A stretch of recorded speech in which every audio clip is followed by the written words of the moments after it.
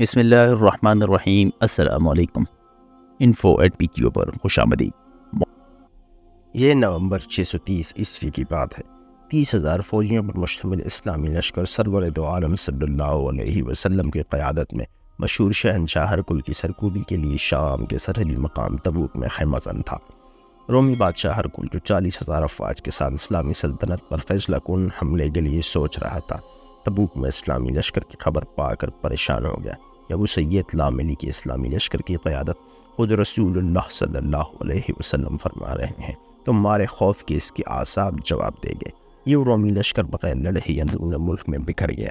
رومی لشکر کے فرار سے گرد و نواح کے غیر مسلم سرداروں اور قبائل پر اسلامی لشکر کی دھاک بیٹھ گئی اور وہ حضور اکرم صلی اللہ علیہ وسلم کی خدمت میں حاضر ہو کر اپنی اطاعت اور فرما برداری کا یقین دلانے لگے۔ دومت الجندل کا حاکم عقیدر بن عبد المالک بہت مغرور اور بد دماغ تھا۔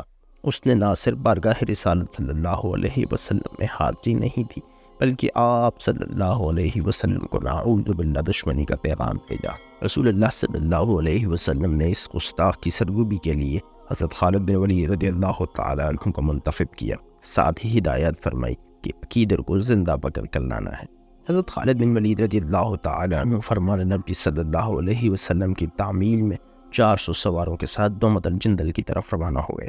صحرائی راستہ بے حد دشوار گزار تھا۔ لوگ اس صحرا کو عبور کرنا موت کو دعوت دینے کے مترادف سمجھتے تھے۔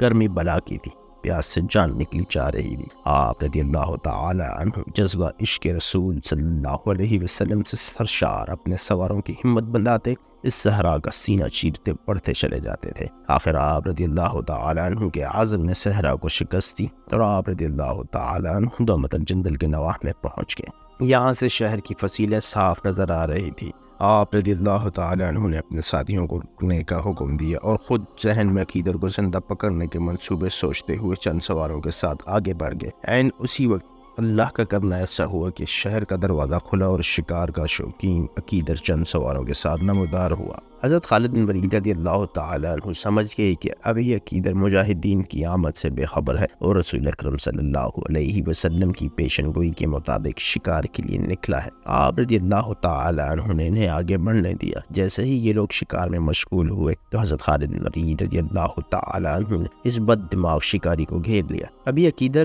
صورتحال کو سمجھنے کی کوشش ہی کر رہا تھا کہ آپ رضی اللہ تعالی عنہ نے اپنے گھوڑے کو ایڑ لگائی۔ گھوڑا طوفان کی طرح عقیدر کی گھوڑے کی طرف بڑھا اور حضرت خالد بن ولید رضی اللہ تعالی عنہ نے پلک جھپکتے میں عقیدر کو اس کے گھوڑے سے اچک لیا۔ شکاری خود شکار ہو گیا تھا۔ عقیدر کو باندھ کر اسی کے گھوڑے پر ڈال دیا گیا۔ پھر واپسی کا سفر شروع ہوا اور آخرکار حضرت خالد بن ولید رضی اللہ تعالی عنہ نے حسب ہدایت رسول اکرم صلی اللہ علیہ وسلم کی کے سامنے عقیدر کو خدمت اقدس میں حاضر کر دیا۔ عقیدر نے اپنے رویے پر معافی مانگی۔ آپ صلی اللہ علیہ وسلم نے اسے اس شرط پر رہا کر دیا کہ وہ خود مدینہ میں حاضر ہو کر شرائط صلح پیش کرے۔ رسول اکرم صلی اللہ علیہ وسلم نے یہاں چند روز مزید قیام فرمایا اور دسمبر 630 عیسوی میں واپس مدینہ تشریف لے گئے۔ جب رسول اللہ صلی اللہ علیہ وسلم اس دنیا سے رخصت ہو کر اپنے خالق حقیقی سے جا ملے، یہ وہ وقت تھا جب مسلمان اپنے پیارے نبی کریم صلی اللہ علیہ وسلم کے غم میں نڈھال تھے۔ ان کے حواس اور حوصلے بکھر گئے تھے،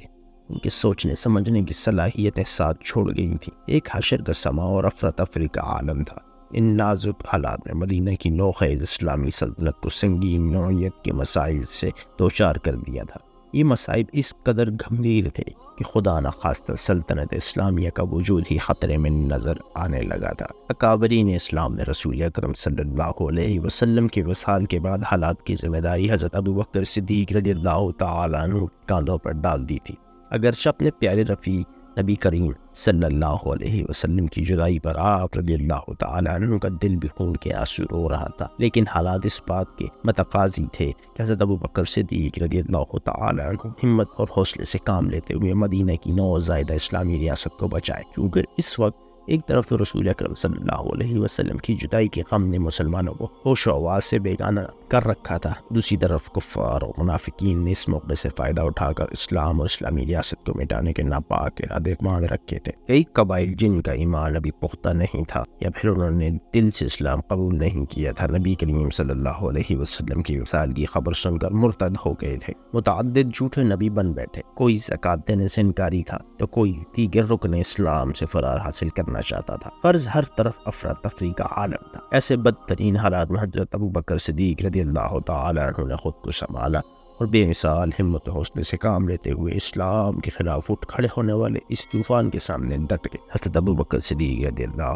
تعالیٰ عنہ نے اسلام دشمنوں، فسادیوں اور نبوت کے جھوٹے دعووں سے نمٹنے کے لیے 11 لشکر تشکیل دیے، جن میں پہلے لشکر کے سپہ سالار حضرت خالد بن ولید رضی اللہ تعالیٰ عنہ تھے۔ اگر آپ کو ویڈیو پسند آئے تو چینل کو سبسکرائب اور گھنٹی کا بٹن ضرور دبائیں، لائک، کمنٹ اور شیئر ضرور کیجیے۔ آپ کی محبتوں کا بے حد شکریہ۔ ملتے ہیں اگلی قسط میں۔ اللہ نگہبان۔